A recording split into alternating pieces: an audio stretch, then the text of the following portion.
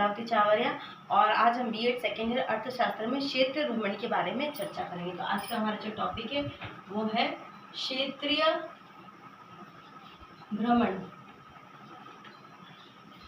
जिसे इंग्लिश में कहते हैं फील्ड ट्रिप। अभी आप सभी को पता ही होगा कि हम जो भ्रमण के लिए जाते हैं, हम घूमने के लिए जाते हैं, तो क्यों जाते हैं। यानी कि भ्रमण जो होता है, आप सभी ने सुना ही होगा भ्रमण के बारे में।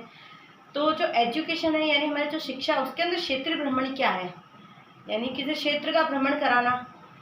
यानी कि विद्यालय में जो चार दीवारी में जो हम शिक्षा प्राप्त करते हैं, जो हमारा परंपरागत साधन है, एक चार दीवारी के अंदर कक्षा कक्ष जो हमारा निर्मित होता है, उसके अंदर बैठ के कक्षा श्यामपट सामने होता है, टीचर उपस्थित होता है और फिर अध्ययन कार्य संपन्न कराया जाता है।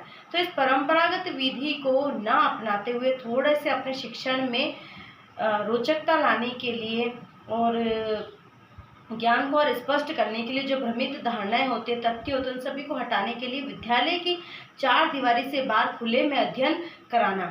अब क्षेत्रीय भ्रमण यानी कि जैसे कि खुले में अध्ययन कराना, तो किसी भी जगह पर ले जाकर विद्यार्थियों को घुमाना।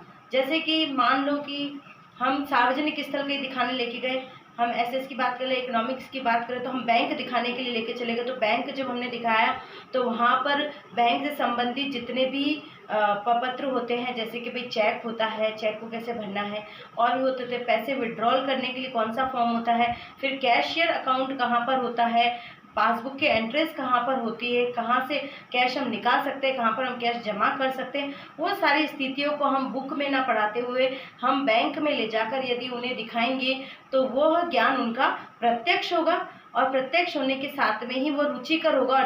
जैसा कि कहा जाता है कि जितनी हमारी ज्ञानेंद्रिय सक्रिय होगी उतना ही हमें ज्ञान अच्छे से अर्जित होगा। तो यानी कि किताब में हमने एक पढ़ा, बैंक की फोटो देखी और एक वहीं पर हमने विद्यार्थियों को वहां ले जाकर, बैंक पर ले जाकर प्रत्यक्ष रूप से उनको अध्ययन कराया, तो वो अध्ययन स्थायी भी होता है और रुचिपूर्ण होता है। और हमारे अध्ययन की जो पद्धतियां हैं, जो विधियां हैं, जो अध्ययन कार्य हम कराते हैं, उससे थोड़ा सा हटकर अध्ययन कार्य होता है। अब क्षेत्रीय पर्यटन से तो आप समझ ही गए। तो क्षेत्रीय पर्यटन के उद्देश्य क्या होते हैं? क्षेत्रीय पर्यटन के उद्देश्य, आप सभी को पता है कि कोई भी कार्य बिना उद्देश्य के संपन्न नहीं होता, क्योंकि जब भी हम कोई कार्य करते हैं तो उसके पीछे या उसके सम्मुख मतलब कोई ना कोई हमारा उद्देश्य जरूर होता है। तो जो क्षेत्रीय पर्यटन है उसका उद्देश्य क्या है? सबसे पहला है ज्ञानात्मक एवं भावनात्मक पक्ष की प्राप्ति। ज्ञानात्मक एवं भावनात्मक पक्ष जो होता है वो मजबूत होता है। यानी इसका उद्देश्य ये क्या क्या कि विद्यार्थियों के अंतर्गत जो उनके ज्ञान है और जो उनके भाव है, उनका जो पक्ष है उसे मजबूत होता है। किससे मजबूत होता है? क्षेत्रीय पर्यटन। क्षेत्रीय पर्यटन यानी कि जो भी नॉलेज या जो भी ज्ञान हम उन विद्यार्थियों को प्रत्यक्ष रूप में कराते हैं, उससे उनके ज्ञान में वृद्धि होती है और भावनात्मक जो पक्ष है वो मजबूत होता है। दूसरे जो उद्देश्य की हम बात करेंगे वो है हमारा अवलोकन एवं निरीक्षण शक्ति। अवलोकन एवं निरीक्षण शक्ति जो है वो सुदृढ़ हो जाती है।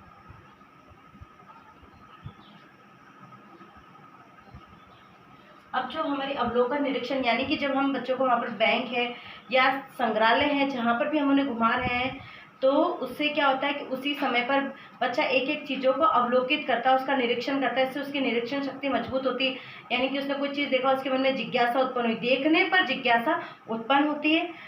तो उसने जब बैंक देखा, उसके मन में कोई सवाल उत्पन्न हुआ या जिज्ञासा उत्पन्न हुई, तो इससे वो अवलोकित कर रहा था। जैसे सारी चीज़ें उसने अवलोकित की, यानी ऑब्जर्वेशन किया।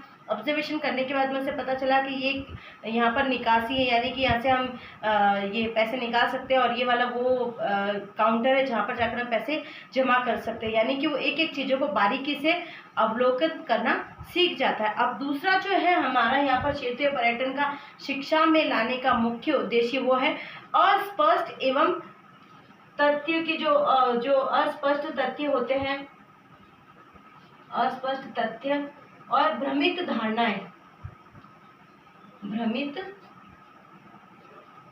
धारणाएं वो हमारी क्लियर हो जाती है। यानी कि कई बार हम सुनते हैं कि भाई ताजमहल में ऐसे पत्थर का उपयोग किया गया है, या लाल पत्थर है, या पीले पत्थर है, जैसे भी है।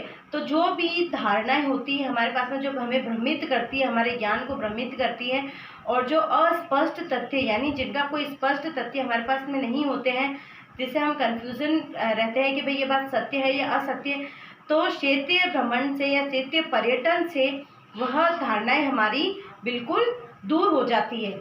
और जो दूसरा हमारा है नेक्स्ट जो उद्देश्य, वह है सामाजिक व सहयोग की भावना विकसित करना, या विकसित होती है। सामाजिक व सहयोग की भावना विकसित होना, यानी कि जब क्षेत्रीय भ्रमण पे जाते हैं तो ग्रुप में जाते हैं। ग्रुप में जाने पर क्या होता है, बच्चों के अंदर सामाजिक गुण डेवलप हो जाते हैं, जैसे किस प्रकार से किसी की सहायता करनी है या किसी का सहयोग कैसे करना। तो सहयोग की, और किसी को अगर कुछ समझ में नहीं आया तो विद्यार्थी खुद स्व से अपनी तरफ से विद्यार्थियों को या अपने सहपाठियों को समझाते हैं, उनका सहयोग करते हैं, और उनके अंदर ये जो सामाजिक गुण होते हैं, दया, प्रेम भावना, ये सारी चीज़ें उनके अंदर विकसित हो जाती है। दूसरा जो हमारा मुख्य उद्देश्य है वो अध्ययन के प्रति रुचि। अध्ययन के प्रति रुचि, जो हमारा परंपरागत जो सिस्टम है, कक्षा की 4 दीवारी में बैठ के पढ़ाना, किताबों से पढ़ाना, किताबों में देख देख के बच्चों के अंदर बोरियत सी हो जाती है। तो जब हम उन्हें क्षेत्रीय भ्रमण कराते हैं तो उनका रुझान शिक्षा की तरफ बढ़ता है, शिक्षण की तरफ बढ़ता है, और उनके अंदर क्या होता है, अध्ययन के प्रति रुचि बढ़ जाती है। जब हम किसी भी चीज़ को देखकर, मतलब कोई प्रदर्शन द्वारा पढ़ाते हैं या बाहर ले जाते हैं, तो जाहिर सी बात है कि जब हम लगातार क्लास में उन्हें पढ़ा रहे हैं और हम जब उन्हें बाहर ले जाकर पढ़ाएंगे तो उनमें अध्ययन के प्रति उनकी रुचि विकसित होगी। और दूसरा जो हमारा है मेन, वो है वो प्रत्यक्ष अनुभव। प्रत्यक्ष अनुभव, जो क्षेत्रीय पर्यटन का मुख्य उद्देश्य है वह है प्रत्यक्ष अनुभव, यानी कि प्रत्यक्ष अनुभव की प्राप्ति विद्यार्थियों को होती है। वहाँ पर जाते ही उन्हें प्रत्यक्ष ज्ञान प्राप्त होता है। जो भी उनके अनुभव होते हैं वो सारे प्रत्यक्ष होते हैं, और प्रत्यक्ष ज्ञान में उनकी बढ़ोतरी होती है।